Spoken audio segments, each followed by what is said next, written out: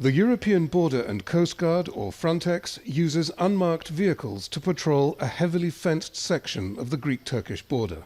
They are the human element among increasingly sophisticated European surveillance technologies being tested here, such as these pillar-mounted cameras capable of penetrating kilometers into Turkish territory day and night. Camera monitoring is automated through a program that processes the images, recognises what is approaching and sounds the alarm. It mainly distinguishes people and vehicles, which is what concerns us in cross-border crime. The crime in question is illegal entry from Turkey, including crossings by refugees from the banks of the EVROS river, which separates the two countries. 15 of these cameras will monitor the entire 200-kilometre length of the Greek-Turkish border by the end of the year. They can detect people hiding behind trees and bushes, and they're supplemented by radar, unmanned aerial vehicles and ground sensors. Surveillance was stepped up after March last year, when Turkey reneged on an agreement to hold back refugees from the European Union. Instead, it encouraged them to storm the Greek border. But security concerns go back much further. In 2010, 36,000 people entered Greece illegally across the land border with Turkey, 26,000 of them along the 12-kilometre stretch behind me. 2 years later, the Greek armed forces erected a double chain-link fence 3 meters tall along these 12 kilometers.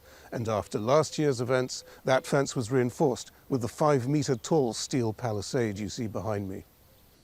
And there may be more sinister methods being used to deter crossings. Refugees captured this video on their mobile phones in September 2018. They say it shows Greek border guards depositing them on the Turkish side of the river after they attempted to cross into Greece. Such pushbacks are illegal under the Geneva Convention. Authorities are supposed to allow refugees to apply for asylum. Forensic Architecture, an independent research team at Goldsmiths University in London, used 3D modelling to identify the precise location of this and other alleged pushbacks along the Evros, and says there is a set pattern once illegal entrants are arrested in Greece. People are then held there for hours upon end until it gets dark, when they are loaded onto military-style trucks or vans again, driven to the banks of the river and loaded onto smaller dinghies. Until EU members agree to share the burden of asylum, Greece is obliged to absorb any refugees that come its way and is likely to continue its policy of deterrence. Psaropoulos, Al Jazeera, along the Evros River.